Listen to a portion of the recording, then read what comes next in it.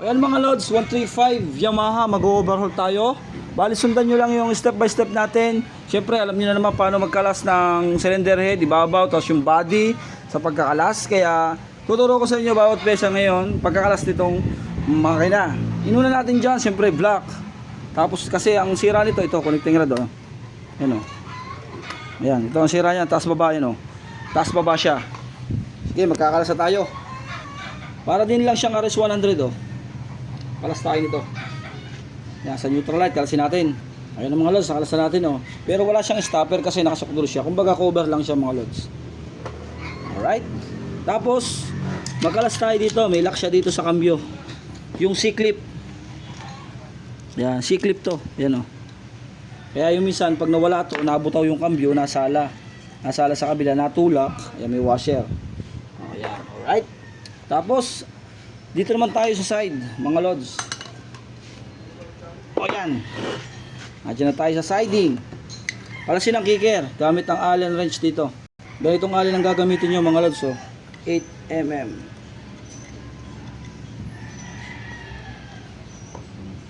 Tanggalin natin ang kicker. Natanggalan natin. At syempre ngayon, mag-i-impact tayo ng tornilyo. 1, 2, 3, 4, 5, 6, 7, 8. Walang tornilyo, impact drive natin siya. Ayan. Impact drive ang gamit dito mga lods. Ayan. Impact drive. Low. Ayan. Ganyan lang.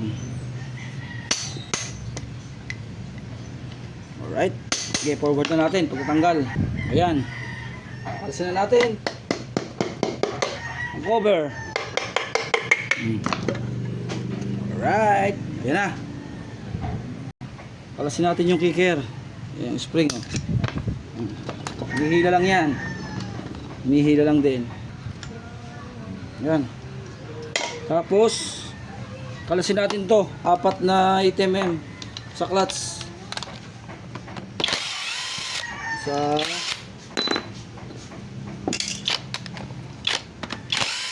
dalawa, tatlo, 4. Tapos tanggalin natin yung cover mga lods. Ito. Ayan, para makita nyo isa-isa. Ayan. Tapos may tusher oh. Tusher siya, parang RS100 din. Tapos syempre, yung lining natin, ganito ang salansan niya oh. Nauna sa kanya ay lining. Hindi kagaya ng RS plate. Bali ang lining niya 1, 2, 3, 4, 5, 6. Yan, may 6 siya na lining. Ayan. Tapos gamit tayo ng 19mm socket para sa clutch housing. Ayan. Alright.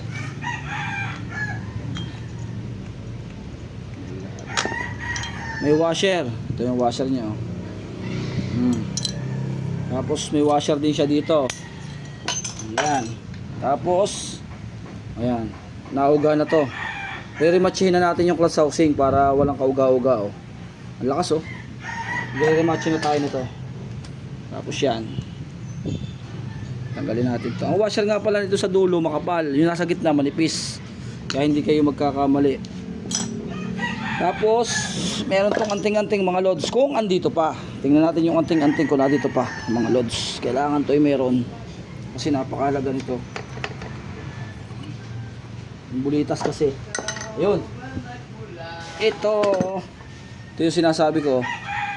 Yung bulitas na yan, dito yan sa loob. Lagay natin sa magnet. Yun.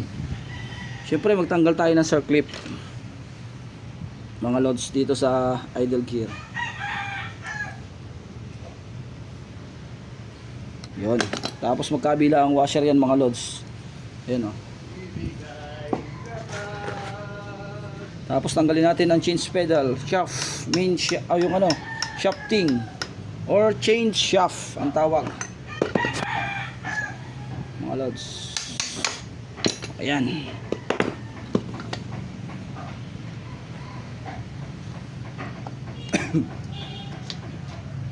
Change shaft. Tapos dito naman tayo sa pinion gear. Gamit uli ang 19mm socket. Puro garute oh. Hindi naman ako nagarote niyan mga lods oh. Puro sensil. Yan. Tapos to, washer oh. Tapos pinion gear. Ang pagkakalas ng pinion gear pag maganit ganito lang. Napakasimple lang mga lods oh. Yan, ganyan lang ang pagkakalas. Ganito lang ang gagawin nyo. Kung sakali maka-encounter kayo ng maganit, yung hanap kayo ng tamang pangsikwat. Tapos ganyan-ganyan nyo lang oh. Napakasimple lang yan. Hindi naman yan nasabihing mangat na siya oh. Ganun-ganun lang. Yun. Tapos may kunya siya. Napakasimple lang mga idol ng 2 stroke. Kaya huwag kayong maghihirap basta-basta dito pag nasabing mahirap. Pagka may paraan gusto. Kaya sabi nga pagka gusto may paraan. Stopper para sa oil ng pagsangga ng makina para hindi pumunta sa connecting rod o sa piston, hindi umusok. Pwede tayo magdalawa dyan oh. Pwede yan dyan para hindi umuluwa yung oil seal. Pwede yan, dalawa. Hahanap kayo ng isa nito. Sa mga RS maganda kung sakali makahanap kayo ng ganyan. Alisin natin yung spring para maghiwalay siya ng ayos yung transmission. Kasi pupunta na tayo sa kabila pero tanggalin muna natin itong bushing. Pwede tayo magtanggal, pwedeng hindi kung magtatanggal tayo ng transmission. Dahil mag-tutorial tayo, tanggalin natin mga lods yung circlip para mas maganda yung ating pagtuturo sa mga gear nito. Kasi stopper to dun sa idle gear, parang Yamaha STX. Kaya tuturo ko na rin sa inyo. Itatanggal na tayo mga lods. Ano? Yan. Tatanggal na tayo para makita yung tutorial. O ito naman, napakadali lang naman yan, kaunting piga lang oh. Yun. Konti lang naman yan, hindi magkakatama yan kasi asero to. Sa kabila na tayo mga lods. Magtatanggal na tayo ng mga tornilyo. O yan, hindi ko napapakita para mabilis tayo.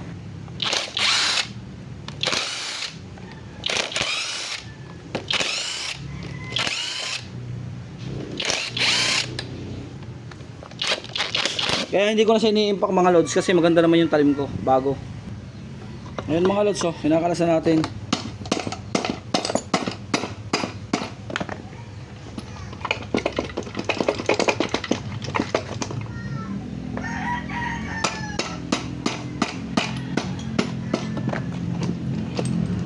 Tanggal na oh. Tanggal na. Ito yung kanyang transmission oh. Mga lods. Pagkatanggal naman ito, ilalagay nyo lang yung nut.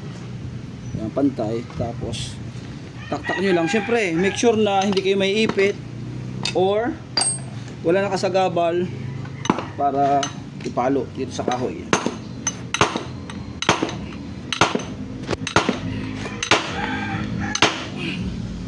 Yeah. Pag wala kang sekreto mga lods, pahirapan ka dyan. Kaya talagang yan ay ganyan ang banat yan. Ayan o.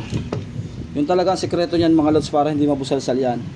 Pag wala kang sekreto, sabihin ng ibang mga basher, ganun lang pala. Oo, nakabash ka na, nakatuto ka pa. Yan mga lods oh, malaking bagay yan. Yan ang ginagawa namin ng mga sinauna. Ganyan. Ganyan ang diskarte. Ayan mga lods oh. Yan ang maingay dyan, part 1, lilinisin natin yan. Alright.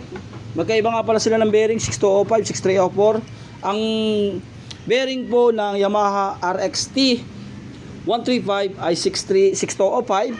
Ang kabila po dito sa magneto 6205, sa kabila 6304. 63 ano yun? Yun 6304. Ito naman 6205. Tapos connecting rod. Ayan. Alright. Tapos dito sa sprocket ay 6205. Yun mga lods. Yun. 6204 pala to, 6204, sorry. 6204 yun. Alright. Ulitin ko mga lods ha. Ang size sprocket po natin 6304. Same po sa connecting rod dito sa kabila 6304. Dito sa kabila 6205. O yan na. Part 2, abangan nyo mga lods. Lilinisin mabuti at machine shop tayo.